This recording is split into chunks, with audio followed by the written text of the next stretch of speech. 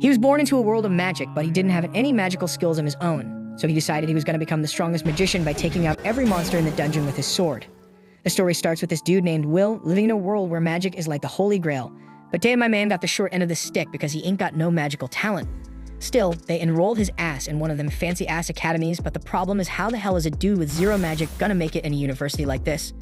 He decides to tackle this problem by perfecting his skills with the sword and heads off to high-level dungeons, regularly scraping with giant beasts, shooting magic spells at him, which he dodges and uses his incredible speed and skills with his sword to utterly stunt on the monster and slice it in half with a single slash. That was just a warm-up though, as he realizes he's got to handle a bunch more of these creatures if he wants to make it out of that dungeon alive. But that ain't no biggie for him because he's done it plenty of times before. The next morning, he drags his tired ass to class, where a professor named Edward teaching them about the basics of alchemy and how to produce sulfur, which helps in the creation of explosives. Edward notices Will nodding off in the back, so he calls his name, but unaware Will keeps snoring till Edward shouts his damn name. Will jumps up, all surprised and shit. Edward calls him to the front and tells him to show the class what they just learned. Ain't no escape for Will, he gotta step up in front of everybody and demonstrate. Edward tells him it's super easy and all he's gotta do is produce some flames and sulfur will be created. Will's hands are shaking as he pulls out his wand and starts chanting the spell for flames. But to his disappointment, not even a damn spark comes out of that wand. The whole class starts laughing at him like he's some kind of stand-up comedian. But the teacher shuts them up real quick. Edward looks at Will with disgust, wondering how the hell a theory genius like him can flop so hard in practical magic, and he wonders how Will even got selected for this academy. Then out of nowhere, this fiery-haired dude named Chian whips out his wand, all confident-like, and aims it at the stuff on the desk. He busts out his flame magic, straight up torching everything and creating sulfur, while poor Will hides behind the fire like a scaredy cat. Edward tells Chian not to do any shit like that without permission, as he immediately creates a huge crystal of sulfur with his magic spell. He starts preaching about how magic is the most important thing in this world and how mages are straight-up heroes. According to him, if you want to survive at this academy, you need to be damn good at magic, and fools who have no idea how to control magic should simply leave the academy. After class, Sheehan and his crew walk over to Will, trying to embarrass the dude. They say he can only handle weak-ass dungeon monsters. But then Will's childhood friend Kali steps in like a boss, telling Chen to back off as he's much nicer than him and his group. Chen gets a little flustered but brushes it off, talking about how kindness and hard work won't mean shit without magic. Then he bounces with his goons. Will and Kali start walking together, and she tells him not to stress too much. But Will's used to this bullying crap as he looks up at the sky and says it looks beautiful. Turns out a few years back, humans were trapped in darkness, scared of some evil spirits casting shadows all over the damn world. But luckily, 5 badass mages known as the Magiavander stepped up and fought those evil spirits. They kicked their asses and freed the humans, showing them what the real sky looked like. These mages were known as the Magiavander, and that title now passes down to the most powerful mages of this world. Will remembers a promise he made to his childhood friend Elfaria, who used to read him storybooks about the Magiavander, and they made a pact with each other that they'd become the Magiavander one day. Elfaria kept her end of the bargain as she had crazy talent and rose up the ranks quickly, becoming the youngest Magiavander in history and started living in the Divine Tower. While Will's just barely hanging on, far from average, trying to hold onto that dream and promise. Later that same day, Will rolls up to meet Professor Wagner, but damn, this dude starts straight up yelling when he finds out that this Harry Potter copycat went solo into level 7 in the dungeons. Wagner warns him that one day he's gonna end up dead. Will drops to the ground and apologizes like crazy, but asks if he'll get credit for it or not. Wagner lets out a sigh and tosses him 2 credits for his troubles. Will starts celebrating, but then Wagner asks him if he's still clinging onto that Vander dream. Wagner explains that if Will wants even a tiny chance of becoming a Vander, he gotta get into the Upper Institute. To do that, he needs a boatload of credits in writing, spell work, and fighting. But if my man can't use spells, he ain't getting no spell work credits. So no matter how many credits he racks up in the other areas, he won't qualify. Will says no matter what, he's gonna try. So Wagner tells him he gotta graduate first, but as far as he knows, Will needs 4 more credits by the end of the week. This news shocks the hell out of Will, and he starts hunting down monsters that can give him those 4 credits. Wagner mentions this monster called Baskerville on the 6th floor that ain't been defeated yet. Will gets all hyped up and hugs his teacher. But little does he know, Sheehan overhears the whole thing and decides to hit up the dungeons himself. He wants to kill that monster before Will does so he can boot him out of the academy for lacking credits. Later that evening, Will enters the damn cave with his sidekick Kiki, telling her to use her nose to sniff out the monster. But Kiki ain't feeling it because the last time when Will fought at Baskerville, she got straight up roasted by its breath. On the other side, Sheehan and his crew step into the 6th floor, all determined to find that beast before Will does, so he gets kicked out. One of his lackeys with some pink feminist hair asks if it's a good idea for just 3 mages to venture in, but Sheehan shoots him a mean look, claiming he's one of the best mages in the class and can handle it. He's walking with a bunch of racist, angry thoughts in his head and tells his crew to use their scam magic to track down the beast's location. When suddenly, this massive beast pops up and straight up decks the spiky-haired dude so hard he becomes a freaking pancake on the wall. Shin's in disbelief, frozen in place, while the feminist starts shrieking like a banshee out of sheer terror. Well, hears the screams and springs into action, hauling ass towards the noise because he's worried someone's getting messed up. He turns a corner and spots Shin on the ground, blasting fire at the monster. But this creature ain't phased one bit. Will recognizes it as the Evil Sentinel, a super tough monster worth 10 credit scores. He wonders what the hell it's doing in this dungeon level. He realizes that Shin's magic ain't jack against this beast. It just brushes off those flame blasts and keeps coming for the scared shitless boy. Will considers helping him out, but then he remembers all the times this jerk mocked him for no reason. That makes him want to shut his eyes and pretend he didn't see a thing. But then he thinks about Elfaria, who always said he was the kindest person she knew. Shigen gave him a pair of glasses as a gift. That reminder brings him back to his true self, and he puts on the glasses just as the monster raises its weapon to finish off that cocky brat once and for all. Will blocks the monster's attack just in time, pushing it away and saving Chen's sorry ass. Meanwhile, back at the academy, Edward barges into Wagner's room and demands that he send his familiar straight into the dungeons. Turns out, Shingen and his lackeys snuck into the 6th floor without permission. Wagner realizes what's going down but tells Edward not to sweat it because Will's on that same floor too. Back in the damn dungeon, Will keeps going head-to-head with the monster, blocking its attacks, dodging like a boss, and slicing off a finger with a swift slash to its arm. The monster gets all pissed off and tries to strike back, but Will's moving through the air like a freaking eagle, dodging that shit. Finally, the monster manages to land a hit on Will, but my man blocks it with his sword. He gets blasted back, and the monster starts chucking rocks at him. But Will slices right through them like it's nothing. He's jumping all around that monster, landing on its back and straight up stabbing it through the neck. The monster starts flailing around while Chian's jaw is on the damn floor witnessing Will's skills. Meanwhile, back at the academy, Edward is also losing his mind seeing this, while Wagner says Will is an outcast because he ain't got magic, but his strength is superhuman for a mage. Dude's tough as hell like a dwarf and his brain's so damn sharp, he can learn an attack pattern just by glancing at someone. They watch as Will chops off a monster's arm like it's nothing, then casually strolls over to this giant-ass sword on the ground. Will effortlessly picks up that beast of a blade, and Wagner tells Edward that in a world full of magic and wizards, was the only Dan warrior. The monster shoots an energy beam from its mouth, but Will blocks it with a giant sword, then slashes the hell out of that monster, slicing it up into tiny pieces that drop to the ground lifeless. Will walks over and helps Chin up, and the dude's still in shock. Edward's mind is blown and he's yelling at Wagner, saying a person without magic can never surpass a magician. Then he storms out of the room all pissed off. Wagner knows Edward's hella mad right now.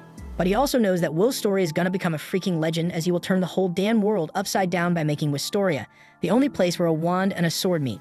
5 years back, Willie was the ultimate joke at that whole school due to his lack of magic.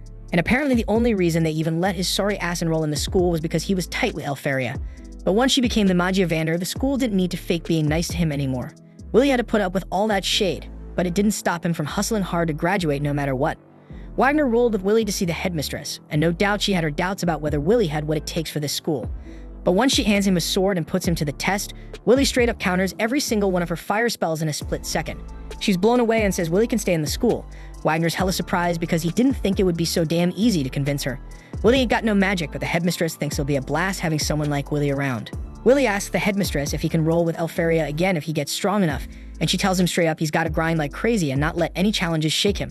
But even then, there ain't no guarantees. But as Willie bounces, she drops a line about being excited to see what he can pull off. Fast forward to now, Willie's chilling in Wagner's class while he schools everyone on the Tower of Magic. Climbing that tower means moving up to the Upper Institute and reaching the top floor to become a Magiavander.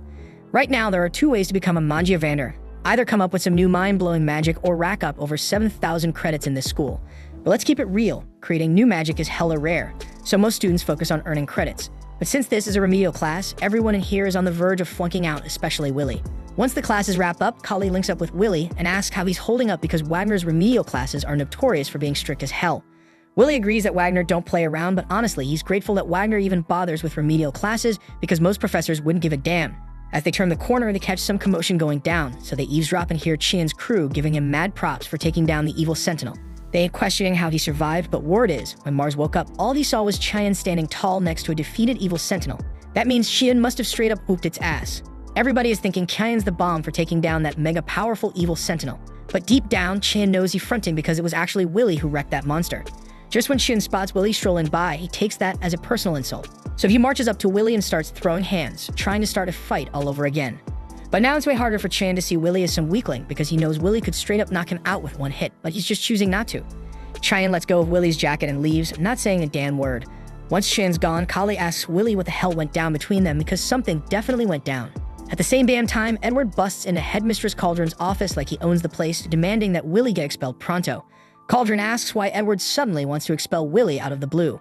He's already in his 6th and final year at the academy, so they can't just boot him for no reason.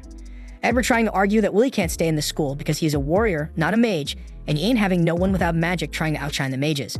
Cauldron pulls out Willie's records and points out that his grades are off the charts, his writing is on point, and his magic reports are mad insightful. So he can't use magic, like he's the damn definition of a perfect student. If Willie's dream is to become a Magiavander, Cauldron believes he could excel in any damn profession he chooses. It is the Academy's duty to produce smart-ass folks for the fated day. But Edward is saying Willie's ambition to become a Magiavander is the problem, and Cauldron feeling him on that. So she comes up with a plan. She tells Edward to personally test Willie, and if Willie can't pass Edward's test, then he's free to kick him out if he wants. Edward asks if Cauldron is sure she want to leave Willie's fate in the hands of his #1 hater. And Cauldron says she's fine with it since it won't make a difference. If anything, she thinks it gonna be more entertaining to have the Dark Viper Mage himself test Willie. Meanwhile, Willie getting ready for his next class and asks Kali to help him pop open his locker. She happily does that, and he apologizes for always making her do it because he ain't got no magic skills. She's cool with it, but then she peeps Willie's sword in his locker and asks if he's still training with it. Willie says he is, but he couldn't get the green light to use it while he's at school and his roommate back in the dorm won't let him do anything risky. Later on, he and Kali roll to the library to study together, and Willie's going all in even though he already aced this shit before. Kali tells him to chill since he's already killing it in writing, but Willie says he gotta keep hustling because he can't afford to drop a single credit. Plus, he enjoys learning history from the perspectives of other races, especially because he can relate to the dwarves. They went to war against badass mages, but they never backed down despite the tough-ass challenge. Right then, Kali spots a white strand of hair on Willie's dome, and she says it's probably because he's pushing himself too hard. She offers to yank it out for him even though Willie says she doesn't have to. But she's really all about doing it. Just when they're getting flirty, Edward sneaks up behind Willie and tells him to meet him solo in the spell hall because he got some shit to handle. A little while later, Willie shows up at the spell hall, and Edward drops the bomb that he's hooking Willie up with a special remedial class, so he better be grateful. Willie can't believe Edward's offering him a remedial class, but that just proves he ain't up to no good. Dude wants to see what Willie's really made of, so he shoots a warning shot to let Willie know it's a damn serious. Edward says if Willie can land a single strike on him, he'll score 5 spell work credits. But if he fails, he's getting expelled on the spot. Edward also makes it clear that Willie can't say no to this test, so he starts casting a spell to take Willie out. Meanwhile, Cauldron summons Wagner to her office and apologizes for the short notice, but she thinks Wagner should know what Edward's up to. She casts a spell to show him the test Edward's giving Willie, and she forbids Wagner from interfering for any reason. She thinks it's only fair that Edward gets his request granted since Wagner got the same privilege to watch over Willie. But Wagner thinks it's too damn cruel to let Edward, of all people, be the one to test Willie because this dude almost became a Magiavander. He might have failed, but he's still got power equivalent to one, so Willie's in some serious danger right now. So far, Willie's been dodging Edward's spells, but Edward's only been using weak-ass black magic. Willie can't believe the insane power Edward's showing. Willie gotta find a way to fight back, so he tries sneaking up behind Edward and landing a kick, but Edward easily blocks it with a shield spell. That shield is too damn strong for Willie to break without a weapon, and Edward calls him hopeless for thinking a kick could penetrate a magic shield. Then Edward straight up blasts him away, and Willie starts to worry that there might be no way for him to win. Edward's just too damn strong for him right now. Edward tells Willie he'll limit himself to 2 spells, one for attacking with fire and one for defending against Willie's weak-ass moves. But even with just 1 attack spell, someone who's a master at that shit can outshine someone who's learned 1,000. At the same damn time, Edward's casting his fire spell, and Willie knows he's screwed if he gets hit with that. So he starts hauling ass, trying to run away, but Edward still manages to blast him no matter what. And you can tell Edward's enjoying this shit because he's got that smirk like he's conducting a symphony with Willie's screams. Willie eventually falls to the ground, realizing he can't beat Edward like this. But if he had his sword, at least he could hold his ground against Edward. Outside the spell hall, Kali's been stashing her stuff in her locker, and she's hella worried about Willie because Edward asking him to come alone for remedial classes can't be a good sign. Out of nowhere, Kiki comes running in all covered in Willie's blood, desperately trying to get to his sword in his locker. So Kali realizes some real messed up shit went down with Willie, and she pops open his locker so they can grab his sword and go help him out. As Willie's lying on the ground, Edward's strolling over to him, talking about how Willie ain't ever gonna be a Magiavander if he can't top him right here. Magic always reigns supreme even back when dwarves were at war with the mages, fighting against an army of 10,000 dwarves. But just 1 mage was enough to wipe them all out. The sword ain't never gonna compare to the wand, but even with the odds stacked against him, Willie still wanna be a Magiavander, and he'll do whatever it takes to make it happen. Edward can't understand why Willie going to such extremes, so he asks if Willie got some noble-ass goal he trying to achieve. So Willie tells him it's because he wanna be by the side of the girl he loves, but Edward thinks that's a dumbass reason. It might sound stupid to Edward, but Willie made a promise to Elfaria, and he gonna do whatever it takes to watch the sunset with her. Right then, Kali shows up at the spell hall and tosses Willie's sword to him. And now that he's finally armed, Willie is able to counter Edward's fire spell. Edward all shocked that Willie managed to cut through his spell, but he realizes it's because Willie's sword is some special shit. Still, he is hell-bent on proving that Willie ain't no match for a mage. Willie is scared shitless of Edward's flames, and if he had a choice, he would have bounced from this fight long ago. But facing Edward is the only way for Willie to move forward. So he charges at Edward, dodging all his attacks, and now that he is close enough, he slices through Edward's barrier and scratches his cheek. Edward gotta admit that Willie passed the damn test, so he gives him his 5 credits and walks off. Willie collapses on the ground from exhaustion, and Kali runs up to congratulate him on his win, but he straight up passes out. Cauldron praised Willie's performance, and the analyzer Wagner said his strategy of diving into the attack to close the distance and attack from the blind spot was straight up brilliant. And what's even more impressive is that his sword strike was strong enough to break through Edward's shield. So maybe Willie got what it takes to be a Magiavander after all. Willie starts reminiscing about the time Elfaria took off for the tower. Before she left, he promised her he'd climb that tower one day even if he couldn't use magic. He swore he'd find a way to be with her, and when he did, they'd watch the sunset together. He made her that promise, and she replied with teary eyes and a smile, saying she'd always wait for him. Then she left, and Willie couldn't hold back his tears. He tells Professor Wagner, who's standing behind him, that this is gonna be the last time he cries like that. Next thing we know, we see Willie hustling, delivering newspapers in the city to make ends meet. He bumps into a dude named Dunnan who gives him some encouragement, saying he'll catch Willie at Gina's spot tomorrow. Willie keeps moving and almost trips on some stairs, but he manages to keep his balance and uses his OP skills to save the newspapers from falling except for one. He grabs that stray newspaper and starts reading it, only to find out that Elfaria did create 12 new types of magic spells. He thinks to himself that she's putting in that work, and it motivates him to do the same. Then he notices that Elfaria has placed an order with the academy. The scene switches to his dorm room where he asks Rosti if he can whip up a magic item for him. Rosti's wondering why he's in such a rush. While Willie changing his clothes, he tells him that Elfaria has put in an order, and he's going to skip classes to head into the labyrinth and gather ice cores from the frost walkers. He explains that she needs a bunch of magical catalysts, and the students will get paid for however many they can gather. He lets Rosti know that he's going to need that magic item so he can explore the 4th floor. So when Rosti sees the excitement in Willie's eyes, he can't say no. He hands him the magic item and mentions he's made some upgrades since last time. Willie thanks him, and before taking off, Rosti tosses him a piece of bread for breakfast.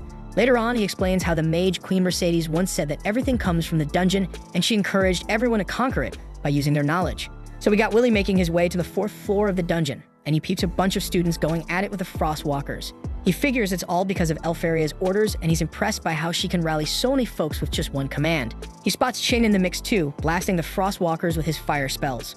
Shin's thinking these small-time enemies ain't gonna make him stronger, and he remembers how strong Willie was when he took on the Sentinel. Willie can sense Shin's power and his thirst for blood, and he knows he won't be able to score any frostwalkers in this spot, so he keeps going deeper into the dungeon and comes across some monsters attacking a female student. He swoops in and takes him out in a flash, so quick the girl can't even process what went down. She finally notices Willie and realizes what she saw wasn't magic, it was some badass sword play. Willie checks if she's alright, and she nervously says she's good. She thanks him for saving her, and he introduces himself. The girl introduces herself as Iris Churchill, a 4th-year student. Then the scene switches to Professor Wagner teaching a class at the academy, and we see a bunch of students skipping out because of Elfaria's orders. He tells the students that in this world, creating new magic is such a huge accomplishment that it lets the creator advance to the tower without any conditions. He explains that new magic often gets named after its creator, like the spell Dax Darbicans named after the ancient mage Darbicans. He tells the students that if they can create new magic, that'll leave their mark in history. The students think it sounds easy, but they know it ain't that simple.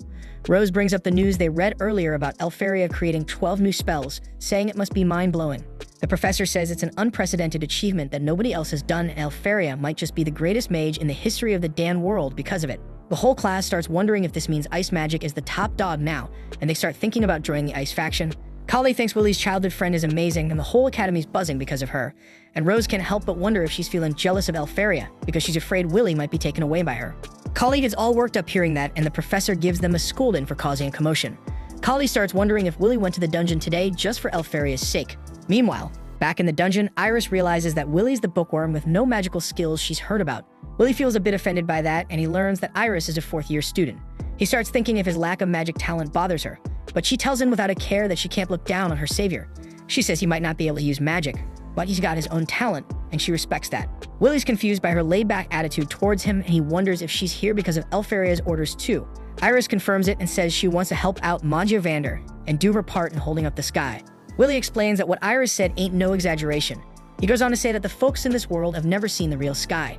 The sky they see now is a massive barrier put up by the Magiavander with their powerful magic. Legend has it that if the barrier falls, darkness will swallow the world and a catastrophe will begin. The students ain't just clearing orders from the tower because they admire the Magiavander. They believe they're doing their part in holding up the sky. Then Iris tells him she's actually met Elfaria. She explains it happened when she was all alone in the dungeon, surrounded by monsters. Willie wonders if she's got a habit of getting surrounded by monsters. Iris says back then she was in a dire situation and had accepted her grim fate. But then Elfaria freezes all the monsters in an instant, helps her up, and tells her to be careful next time. Iris gets all excited remembering that, and she mentions with sparkling eyes that they had a long chat after that. That's when Kiki notices something, and Willie goes to check it out while Iris keeps rambling. She mentions she wants to help Elfaria, but she ain't found a single Frost Walker. She thinks maybe the other students already took them all down. Her searching ability ain't finding nothing either, so she asks Willie what he's up to. Willie tells Iris that Frostwalkers leave behind ice shards on their tracks, but usually, those shards are like 0.5 to 1 millimeter in size. But my man notices a shard that's twice as big. He figures there's a massive Frostwalker up ahead, and maybe in a spot her searching ability can't reach. Iris is wondering how the hell Willie knows all this when he can't even use magic, and Willie tells her magic is cool and all, but it ain't everything, especially in a dungeon. He says he can make up for his lack of magic with his experience and wisdom. Then he gets his magic item ready to go.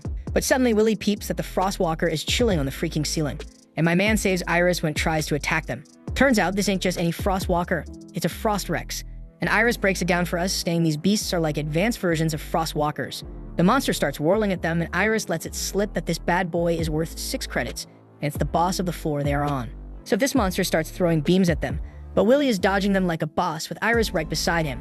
Then he puts Iris down and tries to go head-to-head with the Frost Rex, but Iris stops him and says physical attacks don't work on that monster. She spills that this monster is also known as a dwarf killer and can freeze your ass with just one touch. But Willie, all confident and shit, tells her not to worry because he's beating this thing plenty of times before. The monster tries another beam attack, but Willie is dodging that shit too, and he slips under the monster. This beast can't find him, so it starts attacking all over the place. Iris and Kiki are dodging its wild swings. Meanwhile, Willie's magic item is sticking to the monster, and he uses the wire tied to it to wrap the thing up. And he explains the Frost Rex is weak against fire and explosions. The monster tries to freeze his ass, but Willie lights the wire on fire, which sets off the bomb tied at the end, and boom. The monster gets blown to pieces, and Willie thinks that Rossi's magic items are the real deal. Then Iris' whole vibe changes. She gets all serious and realizes there's a big difference between the rumors and what's really going on with this snow talent. She's wondering how the hell she should report all this, and Willie suggests they just bounce because they got what they came for. So Iris switches back to her happy self and agrees with him. The scene then cuts to Iris strutting into a room inside the tower called Mercedes Callis, and she's changing her look as she walks. We find out she was undercover in the academy to scout out talented magicians. She enters a room where 4 out of the 5 Magiavander are gathered. She wonders if she's interrupting something, but this dude named Carriot says it's all good because if the barrier was breached, the whole world would be toast by now. Zio thinks the celestial hosts are peeping at them from the other side, but they ain't got the numbers or the strength to take them on. Eleanor says they need elite mages for the fated day, or else all that lore will turn into reality. They ask the Watcher if she found anyone worth recruiting. Iris tells them that in her search, she found this no-talent dude who's actually worth bringing in. She explains his name's Willie. She suggests they bring him into the tower, but Carriot and Eleanor ain't too thrilled about inviting a no-talent in here. But Zio finds this intriguing, and Eleanor says she doesn't want any more weaklings hanging around her. Zio tells her and Carriot they're being too rigid, and he says he even invited dwarfs to the tower if they're a badass fighter. Eleanor gets all heated because elves and dwarves don't exactly mix well, and she wonders how a dude like Zio even made it as a Magiavander. Carriot cuts off their squabbling and says there's no need to rush things. The Grand Magic Festival's almost here, and they can make a decision then. Zio agrees, saying talented folks should be able to make their way to the top of the tower on their own. If they can't, it means they ain't got the talent in the first place. He bounces because the meeting's over and the others follow suit. Elfaria is the last one left, and Iris tells her that the boy she mentioned is freaking amazing. Elfaria holds the magic core collected by Willie, and she says that she'll be waiting for him. As part of the next test, the students gotta participate in, they are all set to fight against golems. If you take one down, you pass. Then we see Chian and Kali are up first, and they both smash their golems like it's nothing. Meanwhile, Willie's struggling against his golem. Willie tries running behind the golem to land a solid punch, but as the students see him about to attack with his fists, they start clowning him for not using magic. This throws him off long enough for the golem to backhand him across the room. The students start leaving, satisfied with Willie's failure against his golem. But on the other end of the room, a few students are having no trouble with the golems at all. They're Lehanna and Wignall, and they both pass without a doubt. Then another student walks up and starts casting ice magic. With a wave of his wand, he sends icicle shards into all the golems, encasing them in solid blocks of ice. This is Julius, one of the top 3 students of the academy, along with the other 2. Lehanna gives props to Wignall and Julius for keeping up with her and not slacking off. Julius says he wants to declare a friendly war on them and will use his newly mastered ultimate technique to deliver their defeat when the time comes. As a token of his sincerity, he offers an ice rose to them. But neither Wignall nor Lehanna seem amused. Wignall, though, seems kinda excited for a showdown with Julius. These three are basically celebs at the school, each earning over 10,000 of the total 12,000 credits. Some think credits reflecting Mage's power level, but Willie, he's nowhere near that. Right now, he doesn't even have enough credits to graduate in the first place, and this is his final year in the school. As Willie sits there, wondering what he's gonna do, Julius and his crew roll up and start trash-talking his lack of magic ability. Willie just steps aside to avoid trouble. As they leave, he hears them talking about the Grand Magic Festival, and he hadn't realized it was that time of year already. Later that day during lunch, Kali rolls up to Willie and tells him his only shot at becoming a Magiavander is to get noticed at the Magic Festival. Just trying to graduate based on his praxis and writing ain't gonna cut it, and there have been cases of students who got scouted without even having the 7,000 credits needed to graduate. The Magic Festival is a massive event that goes down every 2 years. It's packed with all kinds of events and pulls in high mages from the tower looking to scout out fresh talent. It's where all the different magic factions throw down for the chance to recruit the best students. It's no stretch to say that getting into the Upper Institute can pretty much hinge on how you do at the festival. There are 5 factions: the Thunder faction, the Elf faction, the Fire faction, the Ice faction, and Mysterious Noah. All these factions, except for Mysterious Noah, are led by their respective Magiavanders, so if they scout you, it's a guaranteed promotion.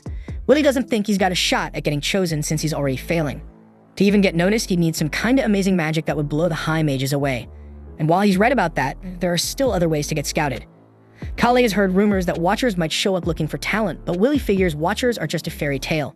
He thinks that no talent like him's got no business at the festival, so he's planning to stay in the background and help with the preparations instead.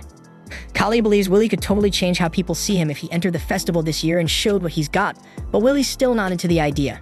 He thinks it'd just turn into a physical challenge if he's there.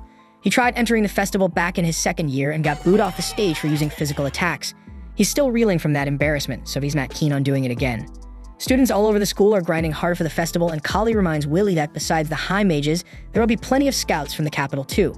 Even if Willie can't make it as a Magiavander, he might still get scouted for another job. The Magic Festival is a prime spot to show off your skills, so Kali's really pushing Willie to step up and prove himself. But Willie's still doubtful about participating if he can't use magic. Just then, Kali spots something sketchy and heads over to one of the lockers, telling Willie there's something off about it.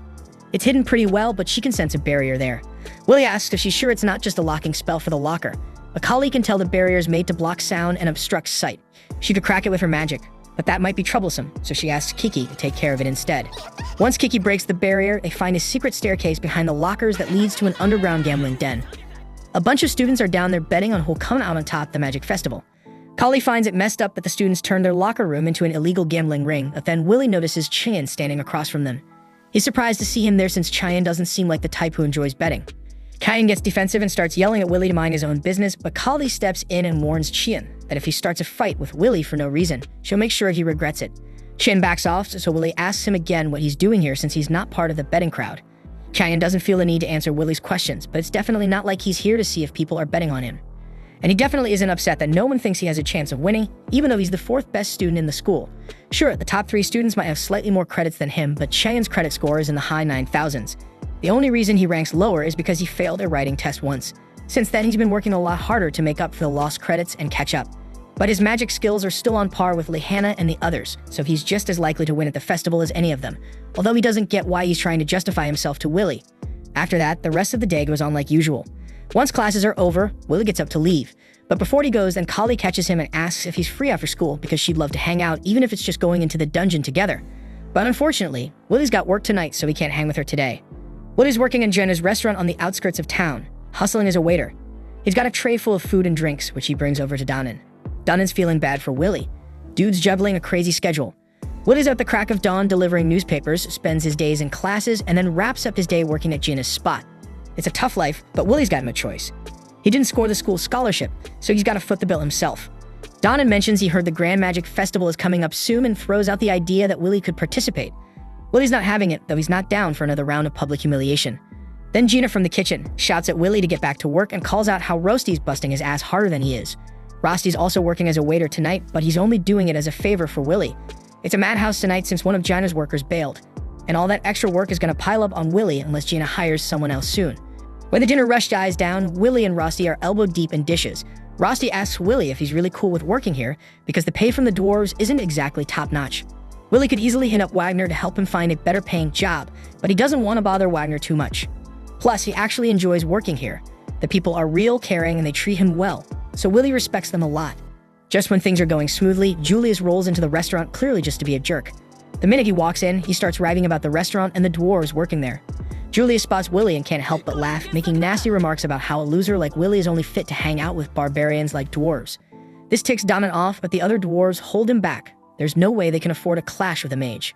Julius goes on, threatening Donnan not to pull any funny business. He then tells Donnan and the other dwarves that they're just immigrants who ended up here after the Celestials wrecked their world. According to Julius, humans have been nice enough to let them live here without any hassle, so a dwarf like Donnan has no right to give him any attitude. Donnan manages to chill out because he knows there's nothing he can do right now. Everything Julius spat about dwarves being refugees is true. They came here after their world got wrecked. But even though the elves went through the same thing, dwarves still get treated like trash by the humans around here. So if Donnan were to snap and go after Julius, it'd mean big trouble for all the dwarves in the city. That's just how things roll in this world, but Willie can't stand this kind of injustice. He decides today's gonna be his last shift here. Now that he's done working at Gina's place, he's free to do whatever he wants without Gina getting any blowback. First thing on his list, march over to Julius's table and tell him to take back the crap he said about the dwarves.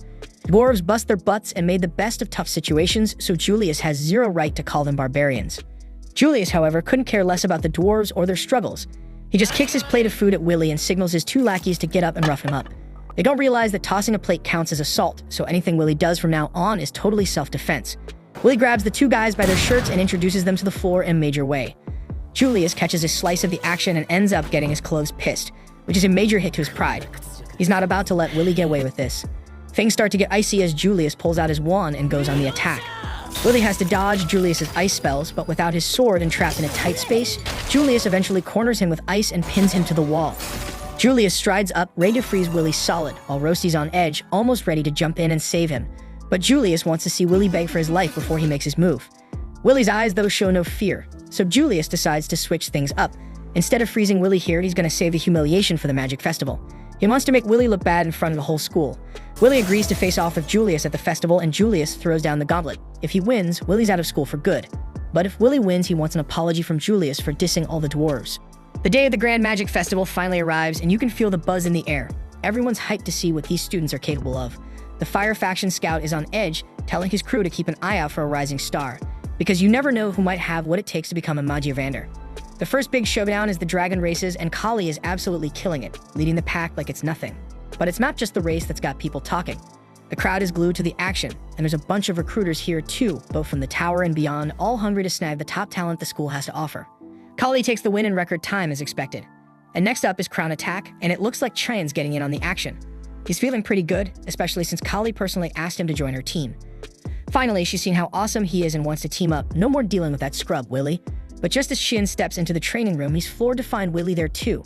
Kali quickly clears things up, explaining that she needs both Chien and Willie on her team because Willie's credit score is so pathetically low that they need Chien's high score just to qualify for Crown Attack. Willie, trying to be nice, apologizes for driving Chien into his mess, but Chien isn't buying it. Why should he help Willie? And why is Willie even trying to jump into a high-level event like Crown Attack all of a sudden? While Chien's tearing into Willie, he notices that Willie isn't even paying attention to him. Instead, Willie's got his eyes locked on Julius, totally ignoring Chien's rant. Kali steps in, explaining that something went down between Julius and Willie, making Willie determined to compete in Crown Attack no matter what. This only fuels Chien's anger. How dare Willie ignore him after making him feel like such a loser in the dungeon? As the next event is about to kick off, the commentator Mike introduces himself, alongside his co-commentator Edward. Now Mike isn't thrilled about it because Edward's basically the most hated professor on campus, strict, scary, and just downright intimidating.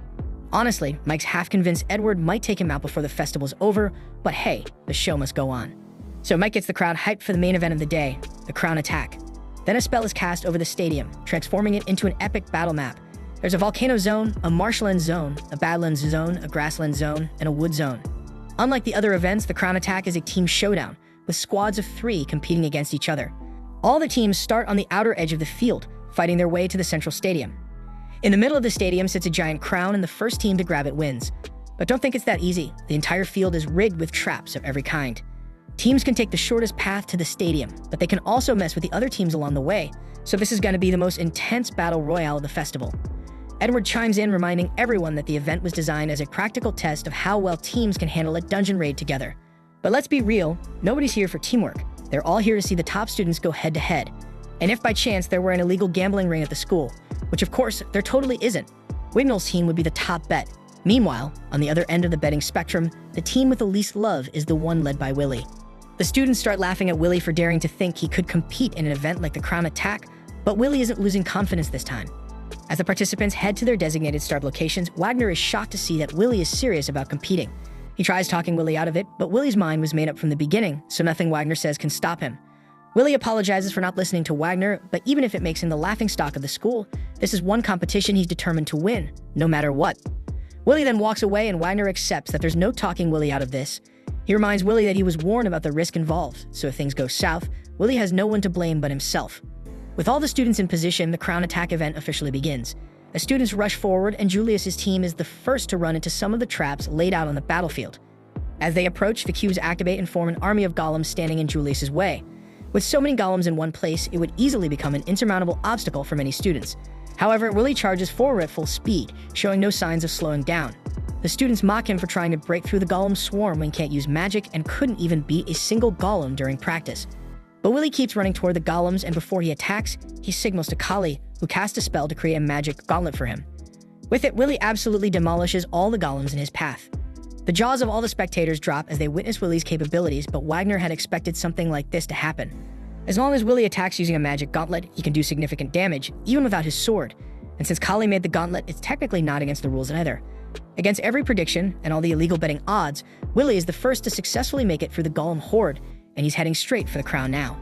Ever since Willie saved him, Chin's been haunted by that moment, replaying it in his mind on a loop.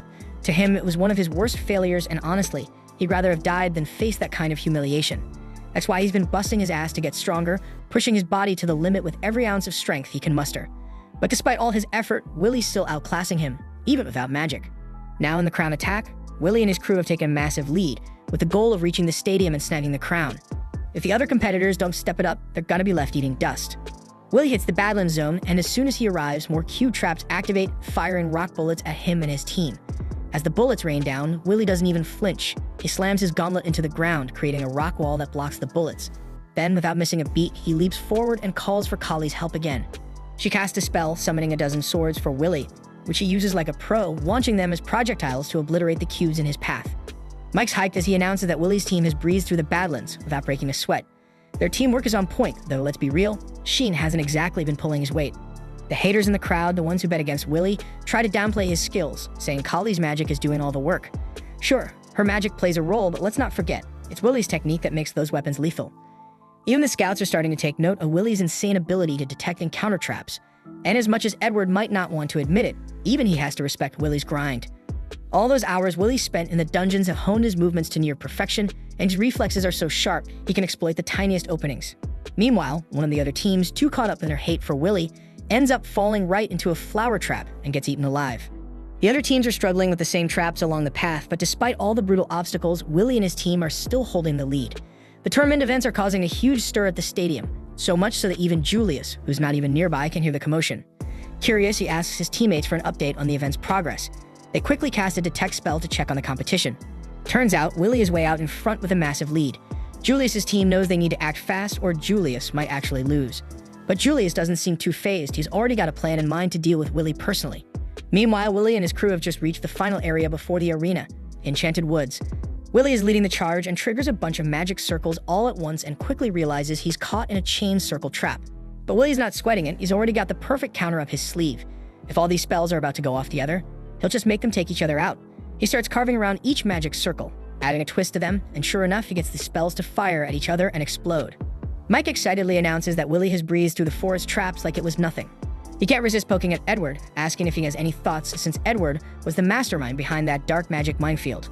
But Edward just clicks his tongue, clearly annoyed that Willie managed to slip through his trap so easily. Despite all the momentum Willie's built up with his massive lead, the closer he gets to the stadium, the more likely it is he'll run into another team looking to take him down. He's already taken out a couple of teams, but there's one team he's got his sights on. Willie plans to rush ahead and set up an ambush for Julius. But as he's making his way to secure the high ground, the tables turn on him as out of nowhere Julius hits him with an icicle. Willie's fine, the shot didn't hit him directly, but he's baffled. How the hell did Julius get here so fast after the huge lead they had? And the fact that Julius is alone only makes things worse. Willie's now on high alert, knowing Julius's teammates could be lurking, ready to spring a trap of their own. Julius starts launching a barrage of icicles at Willie, leaving Willie no choice but to bail for now. He knows he needs to get serious and take Julius down, But then Qian decides it's time to turn up the heat, literally. He starts casting an insanely powerful Inferno spell, but Kali notices that Qian's got his eyes locked on Willy a little too much and warns him that Qian might be aiming for him. As Qian unleashes the spell, Kali quickly throws up a rock wall in front of Willy to keep him from getting roasted. The blast sends a massive shockwave across the battlefield, leaving Willy momentarily dazed. When he snaps back to reality, he realizes the forest around them has been completely torched. Qian strolls up to him, casually saying that Julius was in the way. He might have taken Julius out too, but Kali's sure Qian fired that spell with one target in mind, killing Willy. Kali demands to know what Qian thinks he's doing, but Qian feels totally justified. He played along with Kali's request and joined their team just so Willy could enter the event. Now he wants that favor repaid with a one-on-one showdown. Willy's baffled, asking why Qian suddenly wants to fight and why right now all times. But Qian isn't in the mood to explain. He just fires a warning shot at Willy. Kali tries to step in and stop the madness, but before she can, Julius is somehow still alive after that fiery blast and blocks her with a wall of ice. With Kali in trouble, Willy wants to rush to help her, but Qian's not letting him go anywhere until he gets the fight he's itching for. He blasts some fireballs at Willy, knocking his sword out of his hand. Willy tries to talk some sense into Qian, suggesting they settle this another time, but Qian's having none of it. He demands Willy pick up his sword for a duel, and with no other choice, Willy agrees to face him. Many years ago, when Willy and Shen first started their student life at the academy, Willy was the most pitiful, pathetic kid you could find. He was a magnet for bullies who stuck notes on his back labeling him as worthless. Shen couldn't stand the sight of it and decided to step in, albeit in his own twisted way. He burned the note, then told Willy that he'd graciously allow him to become his underling so he wouldn't have to feel alone and useless all the time. But Willy, with a blank stare, simply ignored him and walked away, which pissed Shen off to no end. Even then, Shen followed him, shaking him and demanding an answer. Willy, his eyes empty and devoid of any spark, told him to let go, and Shen begrudgingly obeyed. As Willy walked away after hurting Shen's ego, Shen's feelings turned to hatred. Now he unleashes his rage, attacking Willy with fire spells that scorch the forest. Willy runs, dodging and hiding behind trees, but Shen's relentless attacks track him down, forcing him out into the open. Shen lashes out with a fire whip, and as Willy tries to fend it off, another whip snaps from behind, grabbing his leg. Just as he cuts through the whip to free himself, Shen hurls another powerful spell at him. Willy manages to block it, but his sword starts glowing red-hot from the heat. Shen curses him, sneering, "Are you just going to jump around to survive, or do you plan on fighting back?" Willy, still unwilling to fight his teammate, insists, "We're on the same team. I don't have time to fight you right now, I'm focused on the competition." Shen snaps and tells Willy that he will just burn him to ashes and continues his assault. As Willy dodges everything thrown at him, he can't help but wonder if he really has no choice but to fight against his own teammate. Everyone in the stadium is completely floored by what they're seeing. Even Edward, with a smug grin, points out that no matter the reason, infighting among teammates is the absolute worst move in this competition. He mentions that because of this shit, the Tower Scouts will undoubtedly mark both Willy and Shen negatively, and he looks weirdly happy about it. The Scouts had seen some promise in Shen up until now, but after witnessing this fiasco, they decided he's unfit for recruitment. Meanwhile, Willy's roommate Roasty is killing himself with worry, when suddenly Iris appears and asks if she can sit next to him. They've crossed paths before, and Rusty can hardly believe it when Iris starts cheering for Willy. She admits that she wasn't interested in him at first, despite a reliable source hyping him up, but after watching him in action, she's become his biggest fan. On the other side of the battlefield, Kali is desperately trying to evade Julius while searching for a way to reach Willy and Shen. Julius mocks her, asking if the so-called Earth Princess is really not going to fight back. Kali hates that nickname with a passion and snaps at him to stop calling her that. He responds by launching an ice attack, which she blocks with a stone wall. But then she noticed a magic circle forming beneath her feet, and she realized that she walked right into a trap. Then a massive blast of dark magic hits her point blank, leaving the audience in shock. But what really blows everyone's minds is that Julius appears on every screen, facing off against all the teams at once, and nobody can make sense of how he's seemingly everywhere at once. Julius even makes his way over to Wignall's team, reminding Wignall that he swore to crush everyone with his secret weapon. Wignall responds with a spell Julius knows all too well, an ice flower that he had once given him. As the flower distracts Julius, a magic circle forms beneath him, and suddenly, he's swallowed up by a tornado. But then it's revealed that this Julius was nothing more than a clone, crafted from ice and magic stones, which is obliterated by Wignall's attack. Everyone is in awe of Wignall's performance, but Philvis, one of the leaders of the elf faction, isn't impressed. To her, Wignall is just average, barely meeting their standards. She turns to her partner Lefia and asks to return to their base, complaining that as an introvert, the festival's lively atmosphere feels like a slow, painful poison. Lefia, however, refuses, reminding her that they must watch the entire festival and report back to their master, the elf Magiavander. Meanwhile, the audience is buzzing, unsure who will take the win now. They thought that Willy's team would win it, but Shen's sabotage has thrown everything into chaos. Willy's classmates are baffled by Shen's actions, and even Willy himself can't figure out why the redhead is so obsessed with him. He recalls the days when everyone bullied him, disrupting his work just for laughs. It was a rough time because no one knew better than him that he was a failure, but he couldn't understand why they went out of their way to torment him. Numbed by the constant harassment, all he wanted was to be left alone. So when Shen approached him that day, all he could say was, "Let me go." He didn't grasp Shen's intentions, nor did he care. His focus was solely on reaching Elferia. On that day, when Willie ignored him, Shen had lashed out with a fireball in frustration. Now here he was again, attacking Willie in the same way. Willie dodges his attacks, opting to run instead. Shen, not backing down, chants a high-level magic spell and conjures a flamed falcon, his guardian. Willie is shocked not just by the sight of it, but even more so when Shen commands the falcon to attack. Guardians are usually defensive, meant to buy time, not go on the offensive. Reacting quickly, Willie uses his sword as a platform to leap into the air, slicing off one of the falcon's wings in the process. He grabs his sword and rushes towards Shen, thinking this is his chance to end the fight. But the flame falcon quickly regenerates its wing and resumes its pursuit. Willie realizes he has to destroy the falcon's core to stop it, but that's easier said than done with the guardian shooting fire at him. He dodges the flames, only for Shen to attack from another direction. Willie blocks with his magic gauntlet, but is pushed back, clearly exhausted. But Shen isn't looking much better either. Everyone, including Edward, is blown away by Shen's unexpected performance, because commanding a guardian with such skill shows that he's way beyond your average student. Even the Fire faction scouts are intrigued, despite Shen's betrayal of his team. According to their data, Shen wasn't supposed to be on the same level as the top 3 students in this batch, but today's display has everyone rethinking that assessment. The scout leader is convinced that something must have pushed Shen to break through his limits, and he decides to report this to Flame Magiavander immediately. On the battlefield, Willie is down on his knees, realizing just how much stronger Shen has become. Shen taunts him, asking if this is really all he's got, reminding him that he was much stronger when he fought the giant monster. Willie, desperate to understand, asks why Shen is doing all of this. They have no reason to fight each other. Shen snaps and demands how Willie can say that after everything that's happened between them. He accuses Willie of having no anger, no hatred, even after all the bullying he's endured over the years. Willie admits that he's angry and that he does hate Shen, but he insists that right now, their priority should be defeating Julius. The mention of Julius sends Shen into a rage, cursing Willie for always focusing on everything and everyone except him. He tells Willie to stop ignoring him.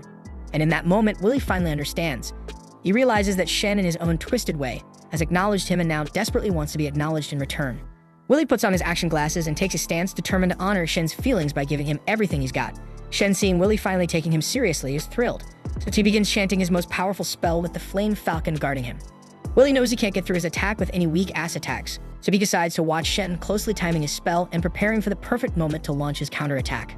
But suddenly, Shen unleashes his guardian to attack as he shoots a barrage of fireballs that light up the battlefield. Willie's eyes widen at the sheer scale of the attack, but he quickly zeroes in on the path of the fireballs. With a burst of speed, he weaves through the onslaught like it's child's play, emerging from the flames to deliver a precise slash to the Flame Falcon's core before heading to Shen. Shen then attacks him with another attack point blank, but just as their attacks are about to collide, a stone wall erupts between them, halting the fight in its tracks. Willie smacks right into the wall, and Shen, caught off guard, stumbles back as Kali steps onto the scene and demands they stop fighting.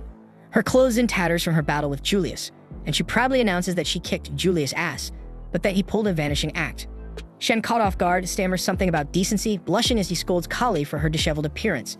She isn't having any of it, calling him a misogynistic pig for judging her by her clothes and reminding him that the whole mess is his fault for starting the fight in the first place. She then tells Willie to get moving because he's got unfinished business with Julius, and she'll handle things here. Shen, still riled up, declares he won't let her interfere with his battle, but Kali snaps back, calling him selfish and stupid. Then suddenly Willie drapes his robe over her shoulders, thanking her with a sincerity that leaves her blushing furiously. Willie then picks up his sword and takes off, telling Shen they'll settle the score some other time. Meanwhile, Julius and his team are the first to enter the stadium. The host is already declaring them the unbeatable champions when suddenly, Willie rockets into the stadium at breakneck speed, landing with a thunderous crash right behind Julius and his crew, leaving the entire crowd eyes wide in disbelief. Willie locks eyes with Julius and challenges him to a fight, and Julius, who's been itching for this showdown, smirks as he prepares for the battle he's been waiting for. The scene then shifts to Elferia lounging in her room at the top of the tower when a woman named Sarissa storms in to talk to her. Sarissa quickly notices that Elferia is actually dozing off and doesn't hesitate to wake her up with a smack to the head, and tells her to act with the dignity befitting her status, and points out that Elferia is always either napping or daydreaming at the bottom of the tower. Then, with a groggy irritation, Elferia asks Sarissa what she wants. Sarissa hands her a stack of papers, insisting she take a moment to review them. These are the candidates recommended by the scouts, and Sarissa mentions with satisfaction that they've got a good crop this year. She highlights Julius in particular, noting that he's an excellent fit for the Ice faction and currently putting on a show in the games. Sarissa suggests he might even be worthy of becoming Elferia's successor. Elferia considers that Sarissa might be right if the information about Julius is really accurate. The scene then shifts to Willie gearing up to face off against Julius in the games. Mike, the ever-enthusiastic announcer that Willie is up against all three members of Squad 9, and Julius, with a smug grin, expresses his relief that Willie showed up on time. He admits he was worried he'd win by default, then adds with a smirk that it wouldn't have been as satisfying if he couldn't crush him with some public humiliation. Willie, not backing down, tells Julius he's not planning on losing until he makes him apologize to Donnan and the others. But Julius, with a sneer, dismisses Willie as all talk and no action, saying he's nothing more than a rat. Then with a flourish, Julius starts showing off his ice magic, creating a thick mist that quickly envelops the arena. Willie, on high alert, tries to sense the magical presence of the others through the smokescreen. He wonders if they're planning to launch spells at him and quickly realizes they're moving around him, likely attempting to encircle him. Then suddenly an ice spell strikes Willie from behind, but Willie narrowly dodges it. Knowing he can't stay in one place, he begins to move, managing to evade two more similar ice attacks. Believing he has now pinpointed their locations, Willie attempts to strike at Julius, but just as he makes his move, he's blindsided by yet another ice attack from an unexpected direction. Willie is caught off guard by the sudden turn of events, and Julius, with a smug grin, reveals that neither he nor his team has moved an inch. The realization hits Willie like a ton of bricks. What he's been tracking were mere clones, and the entire arena is left in shock as 5 versions of Julius stand before them. Willie briefly wonders if it's some kind of illusion, but quickly realizes it's not. Julius then explains with a wicked laugh that his clones aren't just for show, they can explode. And then boom, the clone closest to Willie explodes, and while Willie manages to shield himself from the worst of the blast, he finds himself trapped in a block of ice. Even Edward is stunned by the sight of 4 identical Juliuses, and he's taken aback when he realizes the spell being used. Wagner then identifies the spell as one of Elfaria's secret creations, part of a legendary serial magic known as El Glace Frost. Wagner goes on to explain that Elfaria's genius lies in the 12 original spells she crafted, each one a masterpiece in its own right, and Julius is wielding one of these spells called Ars Weiss. Willie recognizes the spell immediately. It's one that creates living sculptures, perfect replicas of the caster. Willie is in disbelief and demands to know how Julius could possibly use the same magic as Elfaria. Julius just laughs, arrogance dripping from every word as he claims it's all thanks to his immense talent. He boasts about mastering the spell on his own, and while it might be just the first in the series, he brags that he's already reached the level of a Mangiavander. With a sneer, he dismisses Elfaria as nothing special, even going so far as to declare that one day he'll strip her of everything she has. Willie's anger flares at this insult, and he shatters the ice imprisoning him and charges straight at Julius. So Julius and his clones respond with a barrage of ice boulders, but Willie cuts through them with ease.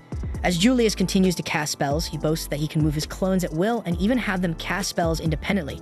Julius's teammates then confidently remark that Willie is bound to lose if he stays put, and with that Julius halts his direct attacks and uses his clones as anchors to trap Willie within a magical barrier. Willie tries to break free of the barrier, slashing at it desperately, but the barrier holds firm, leaving him trapped. Julius then with a smug explains that it's easy to hunt down a wild animal when it's on a rampage, and he then hurls a massive ice boulder at Willie, declaring that this will end the fight. The crowd in the arena is stunned by the display of power, and Mike announces that Julius has won the battle without even moving from his spot. Even Edward is in awe and comments that this level of control is the ideal for all mages, so he finally understands why Julius has over 10,000 credits. Julius then grabs his wand and uses it like a Mick, and he tells the scouts that he has mastered Elfaria's spell on his own. Then he boldly declares that he will be Elfaria's successor, leaving the students in amazement. They murmur that no one can defeat him if he can wield the magic of Mangiavander. But Iris sees through the act, and she points out that Julius has cleverly exploited Willie's monstrous strength and agility to make himself look good. She acknowledges his cunning, but Rosie says that he'll look ridiculous if he loses now. And then against all odds, Willie shatters the ice boulder and Julius is left speechless. Willie casually thanks Julius for the ice spell, saying it helped cool his head. He even admits that he tends to get worked up when it comes to Elfaria, but Julius gets irritated to hear him babbling, and he declares that he's going to put Willie down for good this time. So Julius and his clones launch another attack, but Willie deftly dodges their spells and takes out Julius's teammates in one swift move. Edward, recognizing the tactic, realizes this is the same technique Willie used against him. The crowd erupts in excitement, sensing a major upset. As Julius's ice clones begin to crumble, confusion spreads through the audience. Willie calmly explains that Julius had been relying on his friends to help control the clones, and that's the only reason he could wield Elfaria's spell for even a short time, and he adds that Julius is nowhere near Elfaria's level. Meanwhile, back at the tower, Elfaria, watching from afar, considers that Julius might indeed have the potential to be her successor if the reports are accurate, but she quietly muses that what she truly desires by her side is a sword, not a successor. Willie then points out that Julius's Ars Weiss isn't all it's cracked up to be. He explains that unlike autonomous guardians, Ars Weiss is entirely controlled by the caster, and without his teammates, Julius wouldn't have been able to keep those clones in check. Julius, enraged at being lectured by someone he considers a no-talent who can't even use magic, retaliates by launching roses at Willie. Willie easily slices through them, but Julius makes the roses explode. Willie shields himself from the blast, and Julius, not missing a beat, conjures up 4 more clones. and they bombard Willy with magic from all sides, but Willy either dodges or counters every attack. Julius admits that he's not yet skilled enough to control 4 clones simultaneously without the help of his teammates, and he knows that the spell will drain him quickly, but he remains confident that Willy will never figure out which of the clones is the real one since they all look identical. Laughing at the thought of Willy being helpless against his spell, Julius is caught off guard when Willy charges straight at him. Panicked Julius hastily erects an ice wall to block the attack, but Willy shatters it effortlessly with his sword, sending a shard of ice flying into Julius. Julius is stunned and demands to know how Willy figured out which one was the real him. So Willy calmly explains that the average body temperature of Ars Weiss's clones is the exact opposite of the caster's, around -36 or 37 degrees Celsius, and sometimes even lower depending on the precision of the spell. If a caster isn't fully in control of the clones, the cold seeps out of them, much like Frostwalker's ice crystals from around their feet. Realizing that Willy is right, Julius watches in disbelief as all of his clones crumble to pieces. Confusion and anger swirl within him as he wonders how someone like Willy could possibly know more about this spell than he does. So Willy, with a hint of nostalgia, reveals that it's because Elfaria is his childhood friend. He shares that both he and Elfaria were abandoned and grew up in the same orphanage, and because of this, he knows her magic inside out and even admires it, though he's never been able to reach her level. Then we see Elfaria call down to Willy from the tower, reassuring him that their memories and his hard work will never go in vain. Back on the ground, Willy faces Julius and calmly tells him that he knows all the strengths and weaknesses of Elfaria's magic. Julius snaps and angrily declares that he's not about to let a no-talent like Willy mock the magic of Amandia Vander. With fury in his eyes, he attacks Willy with an ice spell, but Willy effortlessly slices right through it. He then compliments Julius, sarcastically noting how amazing it is that no other mage has ever managed to replicate Elfaria's magic before. But then Willy drops the bombshell. Ars Weiss, the spell Julius is so proud of, was created by Elfaria when she was just 2 years old. This revelation hits Julius like a knife in his ass, but Willy continues anyway and tells him that the spell isn't perfect and can be easily countered. He adds that bragging about mastering such a spell makes Julius nothing more than the proverbial naked king. Julius is now in disbelief that he had been so proud of mastering a spell created by a 2-year-old girl and feels the sting of humiliation. The realization that he's no better than an infant enrages him, and in his fury, he conjures 8 clones of himself, and then he boasts that Willy shouldn't underestimate him as he can do much more than just create a few clones. So he is determined to overwhelm Willy with sheer numbers, and he casts a barrage of ice spells at once. But Willy remains unfazed and casually mentions that when he was a kid, he used to get bullied by 10 of Elfie's clones, making Julius's efforts look like child's play. Julius is enraged and launches his attack, but Willy dodges every spell with ease and takes down one of his clones. Julius desperately commands his remaining clones to stop Willy, so he can flee, but it's no use. Willy methodically destroys every last clone, as their attacks prove useless as he blocks or dodges them all. With the clones defeated, Willy strides toward Julius and delivers a powerful punch to his face. The blow is so strong that it knocks out one of Julius's teeth, leaving him unconscious on the ground. Everyone is stunned by what just happened, and Mike announces Willy's victory, but he is in disbelief that his so-called no-talent managed to take down someone with over 10,000 credits. Rosti is left speechless, and even Lehana starts to see Willy in a new light. And as Kali and Shen enter the area, Mike declares that all Willy needs to do now is claim the crown. But just as Willy is about to reach for it, Wignall swoops in, snatches it, and places it on his own head. The crowd is left in shock, and Mike has no choice but to announce Wignall as the winner. And with that, the Grand Magic Games come to a close. Then we see Sarissa breaks the news to Elfaria, who is so ashamed that she can't even show her face. She desperately wishes for a spell that could erase memories or turn back time. Sarissa mentions that such a forbidden spell might exist, but she wouldn't allow Elfaria to use it anyway. Elfaria, with tears in her eyes, insists that Willy was wrong. She wasn't trying to bully him, she just wanted him all to herself so they could play together all the time. So she can't believe the students now know about her dark past. Meanwhile, back at the arena, Shen is floored that Willy managed to take down Julius too. So he leaves with the determination to defeat Willy someday, and then Kali checks on Willy, asking if he's okay. Willy apologizes for their loss, but he adds that at least he was able to keep his promise. That night at the tavern, the atmosphere was buzzing with joy as everyone celebrated Willy's victory over Julius. The dwarves all thanked Willy for standing up for them, while Wagner expressed his gratitude to the dwarves for looking after Willy. The dwarves modestly claimed they hadn't done much, but Wagner insisted they keep an eye on Willy anyway. Later that night, Kali couldn't hide her disappointment about Willy not getting scouted by the tower. She guessed it was because their team had been too busy fighting among themselves and hadn't even won the event. She placed the blame squarely on Shen, and Willy mentioned that Shen had rudely turned down the invitation to join their celebration. Don reassured Willy, saying not to fret about not being scouted. After all, he had fought for their honor and secured the apology Willy had been after. And the cherry on top, Julius was stuck doing grunt work in the tavern as punishment. He obediently followed his boss's orders, but couldn't help but complain that he wouldn't get scouted now, all thanks to no-talent Willy. Frustrated, Julius threw himself into the work, trying to burn off his anger. Meanwhile, Kali noticed Wagner seemed troubled, and he confessed that things might change from here on out. Willie had shown what he was really made of during the festival, and Wagner wondered how Willie would handle things when he returned to the academy the next day. Kali optimistically assumed that the other students would finally show Willie some respect, but Wagner warned her that things might not go as expected. When they got back to school, a group of guys immediately asked Willie to join them for a dungeon run. They grudgingly admitted that Willie had insane strength and begged him to choose their team for the upcoming Praxis, a week-long dungeon dive. Before Willie could respond, another group barged in, not wanting the first group to snatch Willie away since they had planned to invite him to their team.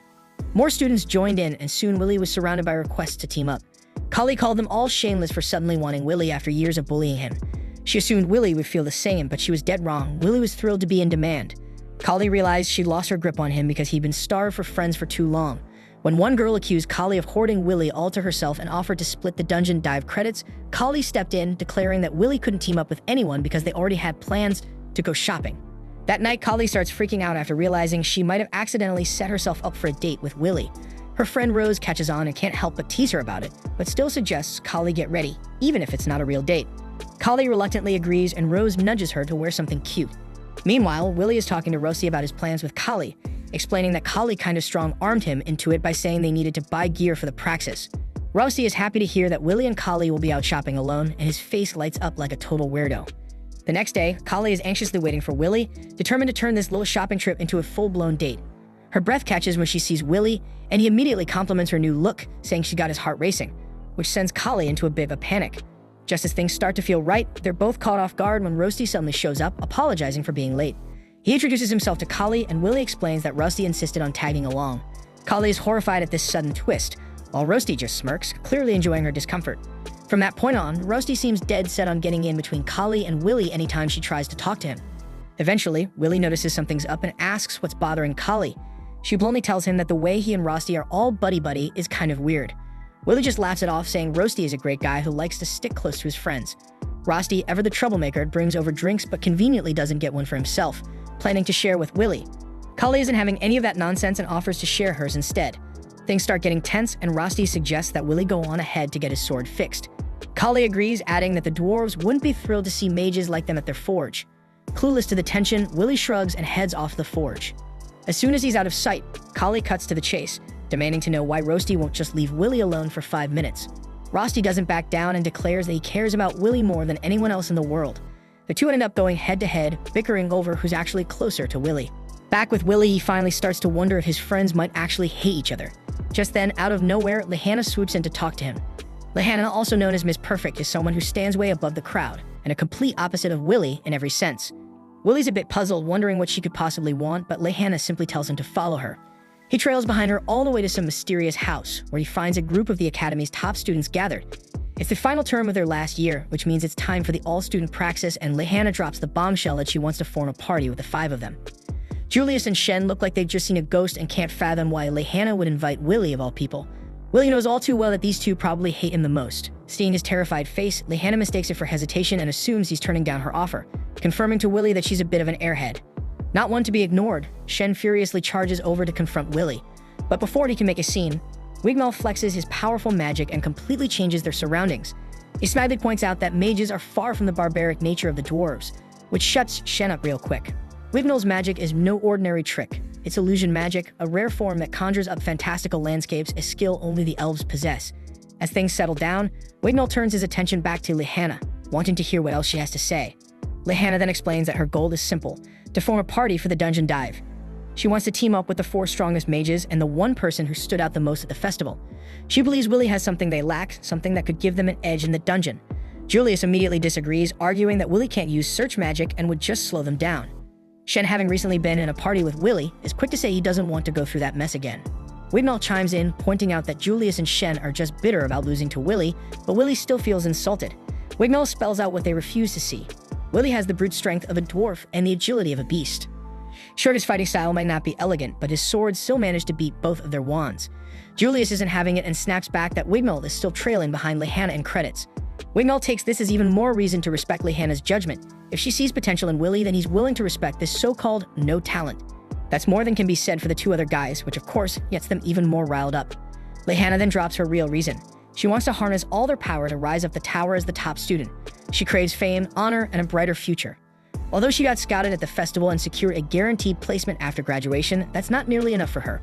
In her family, members tend to die young, and to prevent their downfall, Lyanna needs to produce extraordinary results. Simply climbing the tower isn't sufficient. She has to become a Magia of Vander. Confident that everyone has their own ambitions, Lyanna proposes a deal. Drop a coin in a cup if they agree to her plan. Wignall doesn't hesitate. There's no way any other team could achieve better results. Julius, desperate for more credits, reluctantly agrees, and Shen throws in his coin too, leaving Willie as the last holdout. Later that night, Willie returns to his worried friends. They had gone looking for him at the forge, but he was nowhere to be found.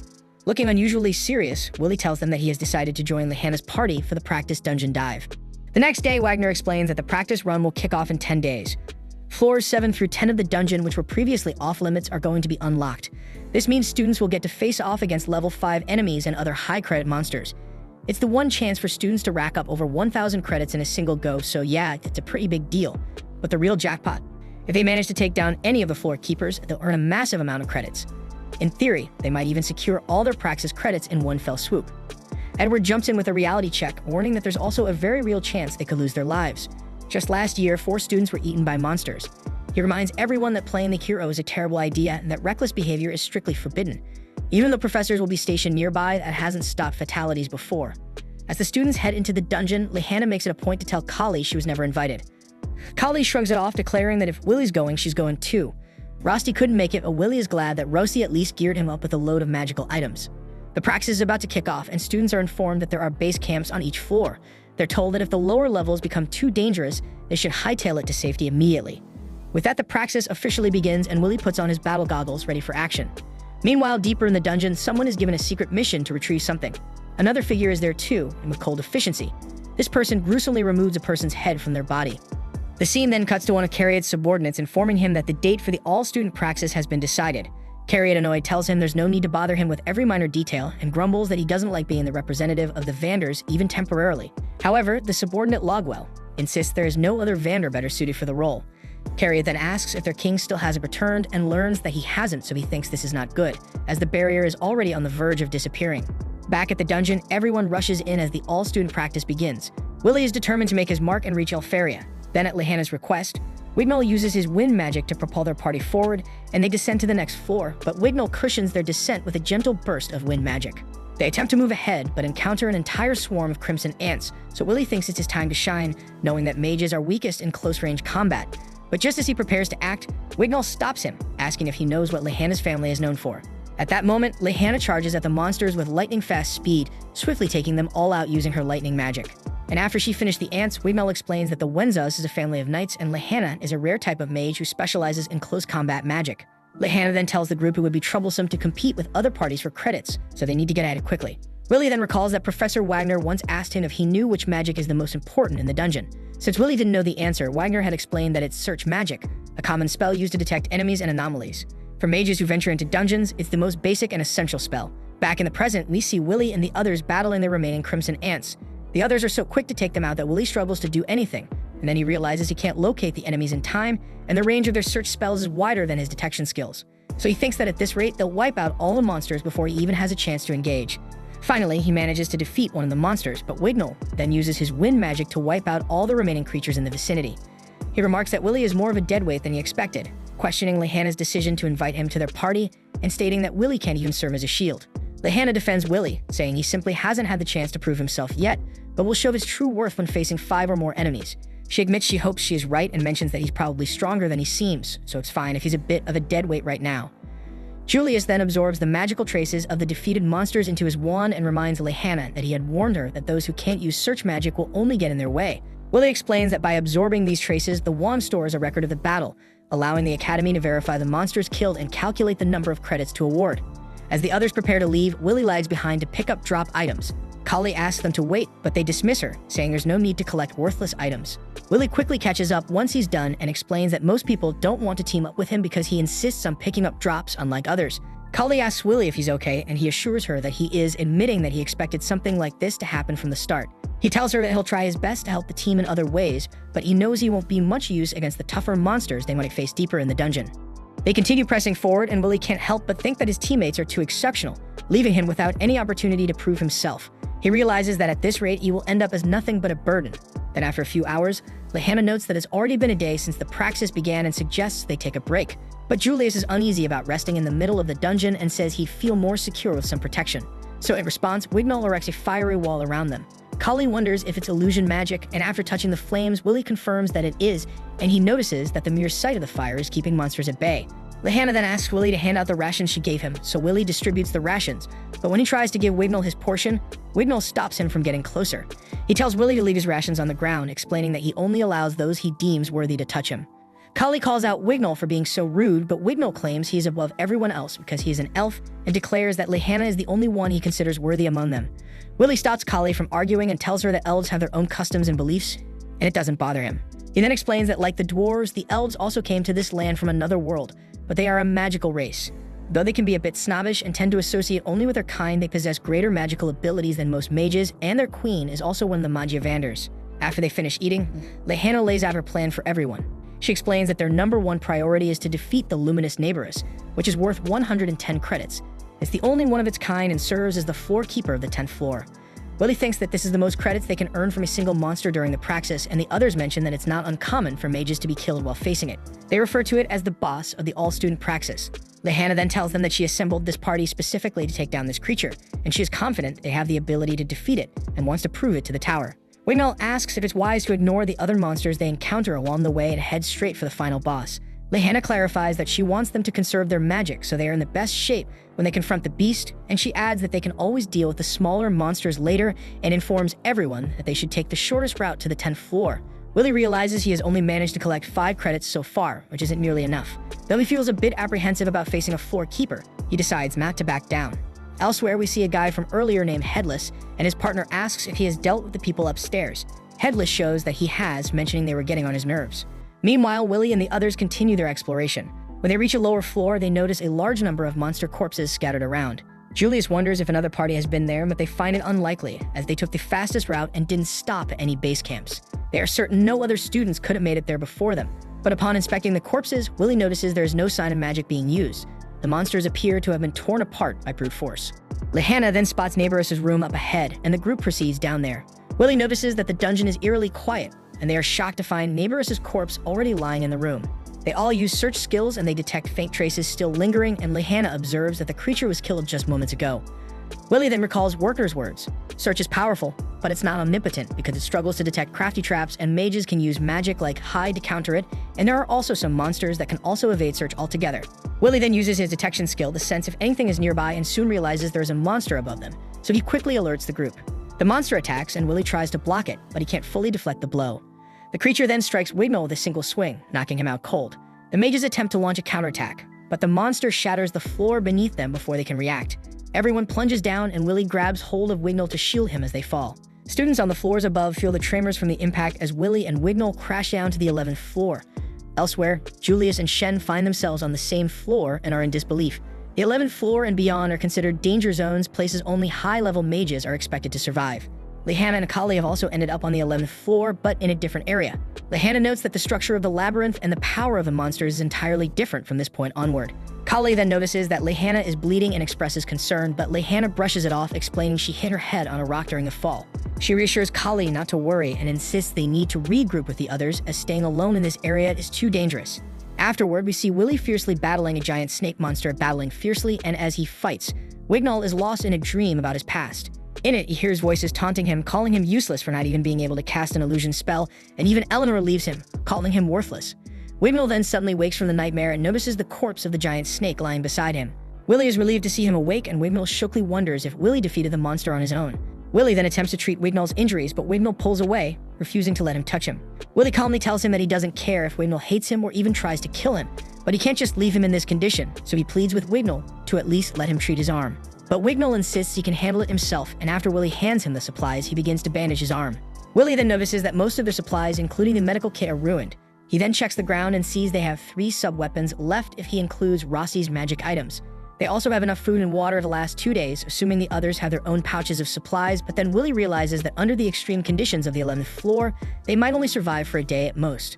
So he tells Wignall they need to find Kali and the others as quickly as possible. He then asks if Wignall is strong enough to move around the dungeon, but Wignall reminds him that standard protocol is to wait for rescue if they get stranded. But Willie responds that doing nothing will get them killed and insists the help won't arrive in time, especially since the monster they just faced is still lurking around the 10th floor. Meanwhile, Wagner contacts Professor Eliza on the 8th floor, where she is battling a swarm of monsters as students run around in panic. She explains that they have been hit by a stampede, and the base camp has been devastated. Wagner asks about the other teachers, and Eliza grimly informs him that they were killed and their heads ripped off. She adds that she hasn't received any communication from the 9th floor or below, but she suspects things are just as bad there. Wagner thinks this can't be a coincidence and wonders what's going on. Edward then tells him that the all-student praxis is canceled, and they head down to rescue the remaining students. Meanwhile, on the 11th floor, Willie and Wignall are wandering through the labyrinth. Wignall repeatedly uses his search magic to look for enemies, so Willie advises him not to overuse the spell, warning that it could drain his magic power, but Wignall refuses to listen. He argues that another ambush could be waiting for them at any moment and can't stay calm in this situation. But Willie remains composed and explains that distance is what matters most in search spells, so he suggests Wignall use the spell at 140 mil intervals to detect distant enemies, and he will signal Wignall when to cast it in order to conserve his magic. Willie then assures him he'll handle the detection of nearby enemies, which will be much more efficient. And he promises that he and Kiki will deal with any ambushes, stressing that they need to avoid unnecessary fights. Wignall is surprised by Willie's calm demeanor in such a dire situation. So Willie explains that he has no choice but to rely on his praxis credits if he wants to climb the tower, which is why he has studied the dungeon extensively. He reveals he has been stranded about 100 times while exploring, giving him a bit more experience than Wignall, but Wignall doesn't seem too pleased with that statement. Willie then spots enemies approaching them, 3 swine demons known as Gurjesa. With no choice but to fight, as the other route is also filled with monsters, Willie asks Wignall to handle the one behind them while he takes on the 2 in front. Wignall manages to make the piggy behind them fall with a burst of wind magic, while Willie swiftly slices through the 2 piggies in front with ease. Wignall is amazed by Willie's quick moves and realizes that Willie has turned his wisdom into power, while he feels like nothing in comparison. Suddenly, the piggy Wignall tripped earlier tries to attack again, and without enough time to counter, Wignall resorts to a fire illusion to buy some time. Willie warns him against this, but it's too late. The monster sees through the illusion and charges. Then Willie quickly steps in, throwing a dagger that pierces the piggy, and then he slices the creature in half. And then he explains that Jurjessa relies on their keen sense of smell rather than sight, so illusions won't work on them. Wignall laughs bitterly, calling himself a disgrace. Willie tries to encourage him, saying he'll get them next time, but Wignall confesses that he isn't talented, he's just one of the dregs, a laggard. Wignall continues, explaining that of all the elves who have come to this academy, he is the only one still here after 6 long years. Every other elf had already ascended the tower, and before they left, they had only one thing to say to him. They called him a disgrace to elfkind. The reason for their disdain was his illusion magic. Typically, elven illusion magic is special because it gives illusions a physical form, something people can touch and interact with. But Wignall's illusions were different. They were nothing more than ordinary illusions, intangible and insubstantial. Willie can't understand how Wignall could be considered a failure when he is one of the top 3 students in the academy. But the fact that Wignall is still there and hasn't ascended the tower yet makes him, in some eyes, just the best of the trash left behind. Lehana shares a similar perspective, believing that regardless of one's position within the academy, if a person is truly talented, they will ascend the tower one way or another. Over the past 6 years, Lehana has watched many talented people leave her behind. It was during this time that she realized she wasn't good enough for the tower to notice her.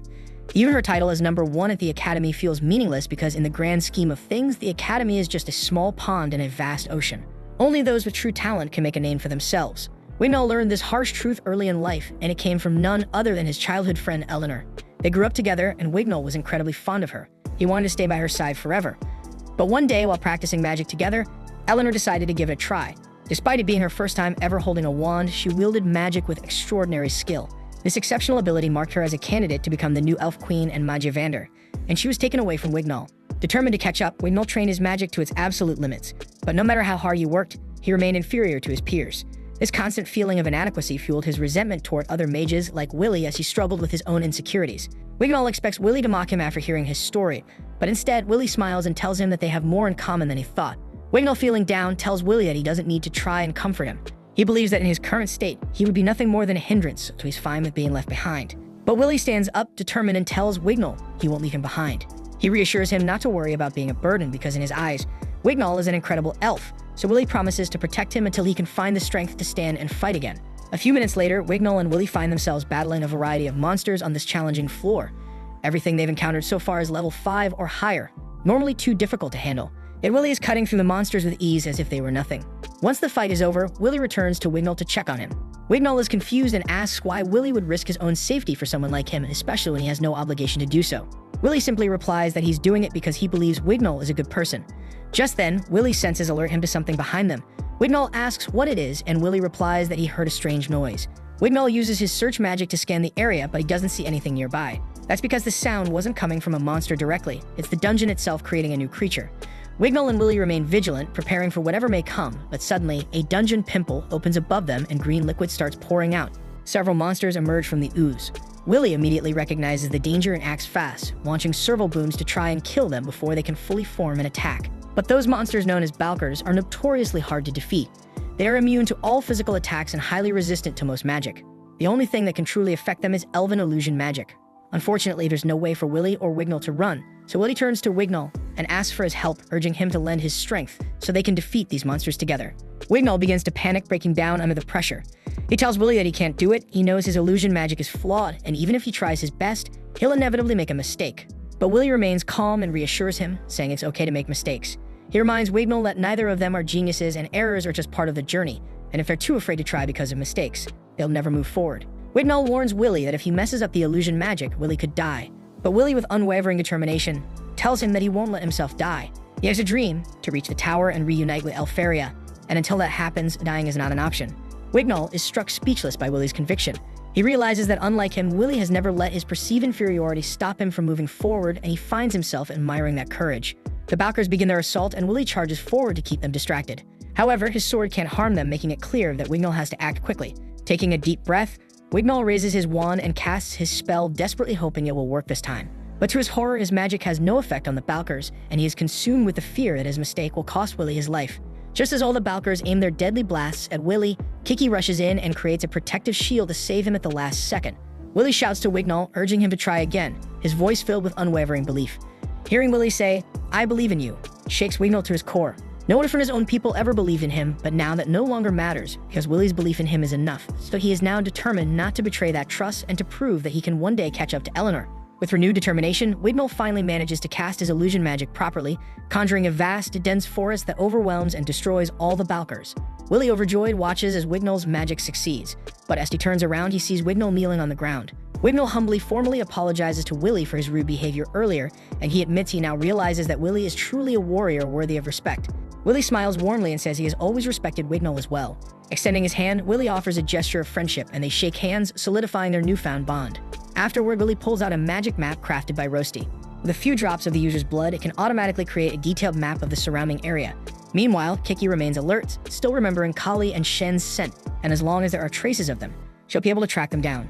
Meanwhile, in another part of the dungeon, Julius and Shen are making their way through the dark and winding corridors. Julius, feeling parched, asks Shen if he still has any water rations left. Shen does, but he warns that water is a precious resource in a place like this, and they can't afford to waste it carelessly. So he tells him to use some of his ice magic and licks it. But Julius complains and retorts that they shouldn't waste magic either, and they bicker for a moment before calming down. To be safe, Julius uses a search spell to check for any nearby monsters, but he doesn't find anything, so he relaxes slightly. But just as he starts to let his guard down, Shen grabs him by the collar and pulls him into cover. Julius confusedly protests that his scan didn't detect any monsters, but Shen quickly reminds him that they've already experienced the flaw of the search spell, and some demons can evade detection entirely. So Shen uses the heat-sensing spell and sees the outlines of several evil sentinels heading their way. To his surprise, it's not just one or two. There are dozens of them, an unusual occurrence in the dungeon. Julius suspects that their appearance was triggered by the monster on the 10th floor. Shen steps forward, determined to confront the sentinels, and asks Julius to create some clones to distract them, but Julius warns him that it's too dangerous. There's no way they could survive against so many sentinels at once. But Shen isn't backing down and explains that the reason he was humiliated by Willie in the past was because he couldn't defeat an evil sentinel, and now he needs to prove to himself that he's strong enough to face them. Meanwhile, at the base camp on floor 7, chaos erupts as evil sentinels launch an attack. The students are in a panic, running for their lives. And just as one student is about to be crushed, Professor Edward intervenes, using his magic to decapitate the sentinel and save them. He orders all students to retreat to the 6th floor. Wagner arrives just in time, flying in on a sky racer to take Edward deeper into the dungeon to rescue more students, and luckily most of the students had reached the 8th floor when the attack began, but one team had ventured further. And it's Lehana's team who has already made it to the 10th floor and is on their way to confront the floor's boss. Edward worries they won't be able to locate the team in time given the massive size of the 10th floor, but Wagner reassures him, saying he knows exactly where Lehana's team is thanks to Kiki, who is with Willie. Kiki's gemstone is linked to the one Wagner holds, allowing him to track them. On the 11th floor, we see Kali and Lehana. Kali is carefully leaving stones behind to mark their path, ensuring they can retrace their steps. As they move forward, Kali asks how long it has been since they arrived. Lehanna replies that it's been 16 hours since they got stuck on the 11th floor, and they've already run out of food and water. They tried to get some rest whenever possible, but the relentless monster attacks have barely given them a moment to recover. Kali acknowledges that it's only thanks to Lehanna's skills that they've managed to survive this long, but she knows that even Lehanna has her limits and fears they are nearing them. Lehanna stops for a moment, her face filled with regret, and apologizes to Kali for the whole situation. She admits that it was her idea to rush to the 10th floor, and that decision has now left them stranded here. But Kali shakes her head, dismissing Lehanna's guilt. She tells her it's not her fault, the blame lies with the monster on that floor that caused all this. Besides, Kali points out Lehanna never even invited her to join in the first place. Kali just showed up on her own. So if anyone is to blame for her being stuck down here, it's herself. Still, she remains confident that Willy will find her tracks and come to their rescue soon. Meanwhile, someone does find the tracks, but it isn't Willy. Then we see Wignall and Willy running through the dungeon, sensing the presence of a mage nearby. As they turn a corner, they come upon Shen, standing atop a pile of defeated sentinel corpses. Wignall is stunned, unable to believe that Shen managed to defeat them all on his own. But then Julius emerges from behind and shouts that Shen didn't do it alone. He had to sacrifice dozens of his clones just to give Shen the chance to win. Willy is relieved to see both Shen and Julius alive, but quickly notices that Lehanna and Kali are nowhere to be seen. When he asks if either of them knows where the girls are, Julius replies that he thought they were with Willy. Realizing that no one knows their whereabouts, Willy grows anxious about the thought that Lehanna and Kali are still out there on their own, and who knows what dangers they might face. Meanwhile, on the 11th floor, Kali spots someone approaching them. She's about to call out, but Lehanna grabs her arm and pulls her back, sensing something is off. The figure looks like Professor Bruno, but as he steps closer, his head suddenly falls off. The head rolls on the ground and in a bizarre and unsettling manner. He writes a message to greet the girls. Then Headless's partner Mars appears and he seems irritated, complaining that Headless was supposed to handle everything upstairs. So he demands to know how a couple of kids managed to make it past him. Headless explains that Duke failed to kill the children immediately, somehow causing a breach in the dungeon that allowed them to reach this floor. Mars, however, is uninterested in excuses, and his only concern is making sure that there are no witnesses left to report their presence. As Headless and Mars continue talking, Kali suddenly accuses them of killing their professors. Headless doesn't deny it. In fact, he proudly admits it. He declares that he and Mars are villains with a mission to destroy the false sky. This makes no sense to Kali and Lehanna. They know the barrier is the only thing keeping the Celestial at bay. So if those two want to destroy it, they must be trying to bring about the very calamity ancient lore warned them about. Headless, sensing he has explained enough, smirks and announces he'll be taking the girls' heads now, so he unleashes a powerful slash spell at them. But before the attack can reach, Willy leaps down and blocks it just in time. Willy and the others manage to find Kali by following the trail she left behind. Though if he doesn't fully understand what's going on, Willy knows they have to act fast. Without hesitation, he charges at Headless, hoping to buy time for the others to come up with a plan. But before he can get close, Headless casually blasts in with a burst of energy, sending Willy flying backward. Headless is clearly enjoying himself, taunting them and remarking how much he would love to add all their heads to his collection. However, Mars, annoyed by his partner's antics, drags him away, reminding him they still have a job to finish. But before leaving, Headless opens a teleportation gate and summons Duke, telling him to handle the kids. Moments later, the monstrous creature from the 10th floor appears through the gate, blocking any means of escape. With no way out, the team realizes they have no choice but to face the monster head-on. That's it for this video, guys. If you like this new series, leave a like for the next episode. And subscribe for more anime content. Thanks for watching. Bye-bye.